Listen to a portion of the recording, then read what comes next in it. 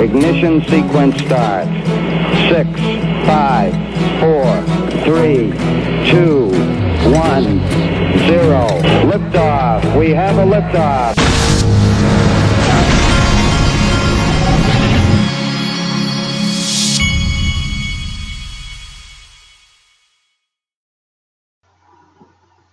Hey everybody, this is the Digital Asset Investor. The information flow for a Friday just keeps on coming, and the markets are doing pretty well right now. Also, I believe we're about 240, maybe it was 252 billion in total market cap, and a lot of things have been moving this morning. But I wanted to start this video this is a tweet from Coil. And for those of you that aren't familiar, Coil is the monetization platform that uses XRP. Like you can blog or you can do YouTube videos, or anyway, they're trying to monetize the internet, and it's like streaming payments and that type of thing. Really cool. But this is the guy who started it, CEO Stefan Thomas. And he is going to do an Ask Me Anything on Reddit. Get ready to ask our founder and CEO, Stefan Thomas, anything on Reddit. Save the date, Thursday, 5:30 at 9:30 a.m. Pacific time, AMA, with Stefan Thomas will be live here.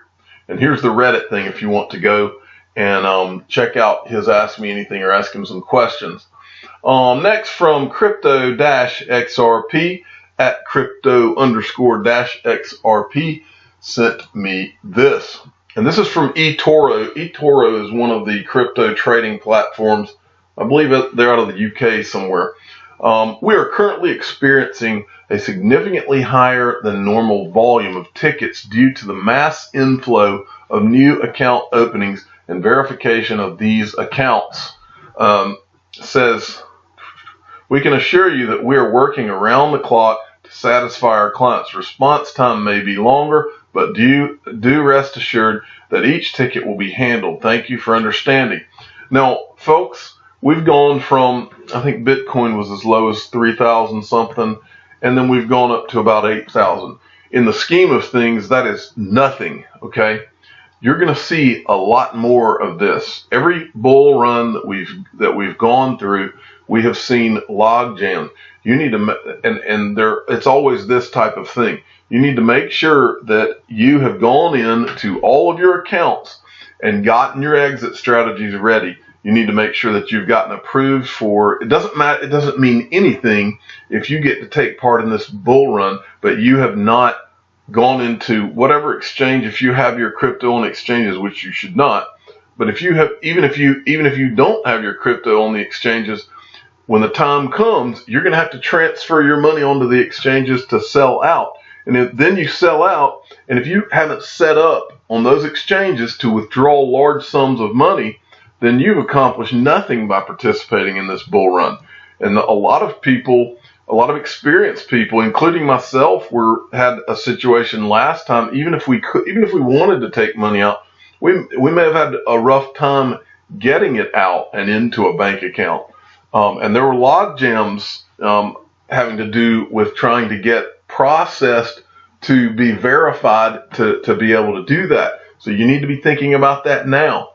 And also, you need to be thinking about having your digital assets stored on a Ledger Nano S or another hardware wallet. You can get a Ledger Nano S in the description of every video I do for that reason.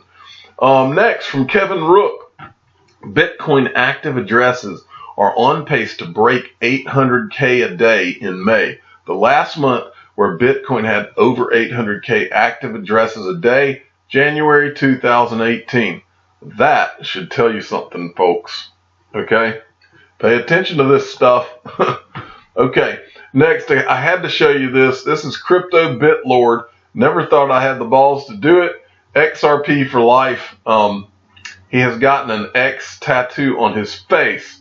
So, turns out the guy is an XRP guy. I think that proves it more than anything if you're willing to put an X on your face. The digital asset investor will not be getting an X tattooed on his face. Okay.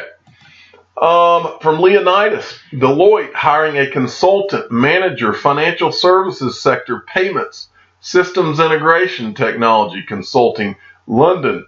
And look at what is written in their job description. At the very bottom there, exposure, preferred knowledge and experience of Swift payments messaging.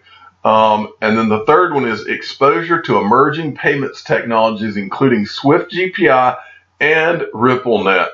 Boom, there you go. And by the way, if you don't follow Leonidas, he's a definite. At LeoHadjilloizou. Go give him a follow. Now, this is the most interesting piece of news. XRP Darren is once again hitting it out of the park. I've said it before, and I'll say it again. I do not cover XRP Darren as much as I should. I'm going to make an effort to start doing that. He's at Fame21 More. You need to definitely give him a follow. He puts out, this guy finds more documents than anybody I've ever seen in the XRP community. And this is yet another. Now, this is one of the best I've seen him put out.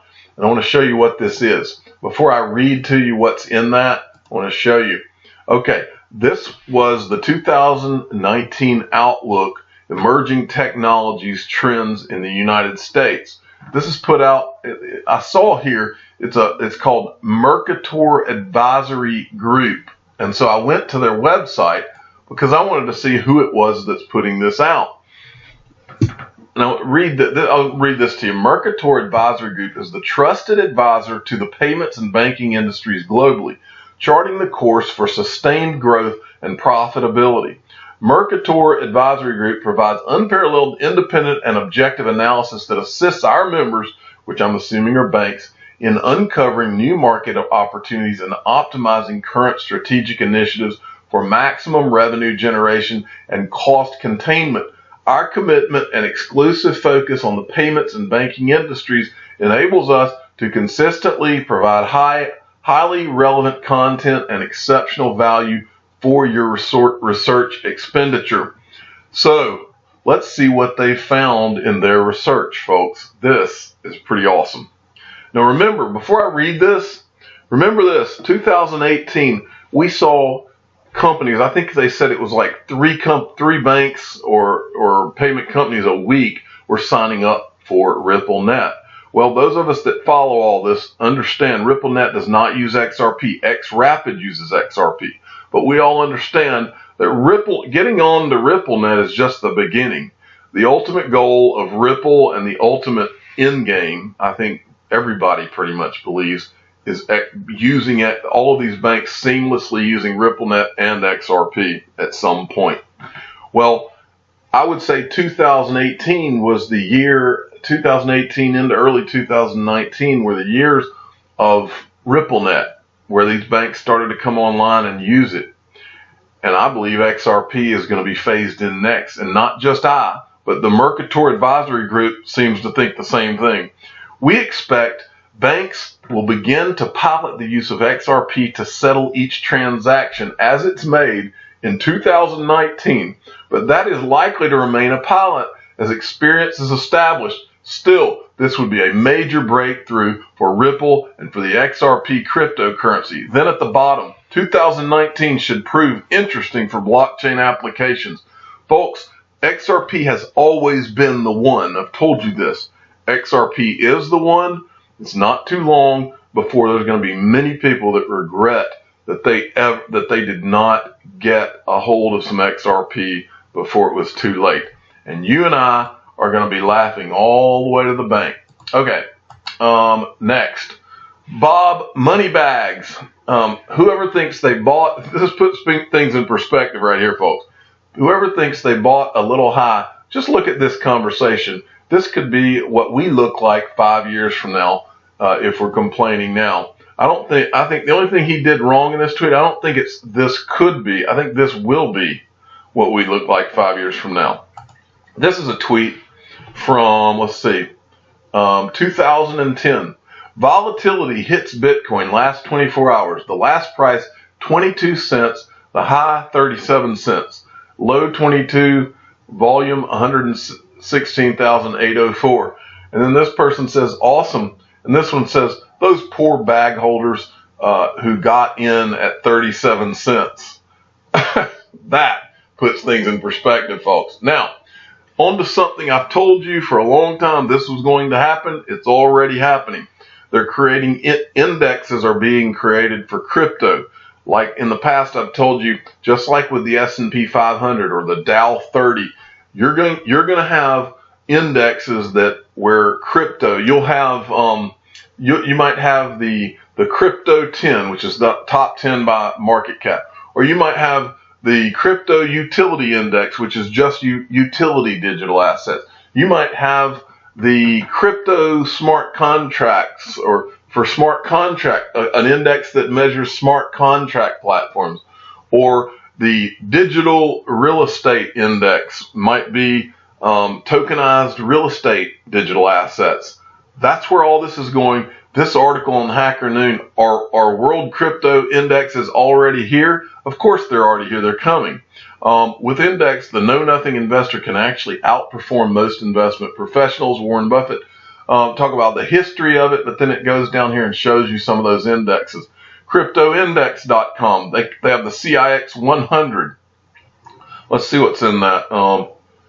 Crypto Index launched, it automatically rebalances the 100 best coins, whatever that means. Okay, let's go look at another one. CCI 30. Let's see what that is. It was launched. This index includes 30 cryptocurrencies with the largest market caps. The BIT20 is an index fund. It the index includes the top 20 major cryptocurrencies regarding capitalization, except for Ripple. They don't include Ripple. Go figure. And then the CAM Crypto 30. This one is issued. Let's see what it includes. It includes the 30 largest cryptocurrencies by market capitalization. The Hold 10. The Hold 10.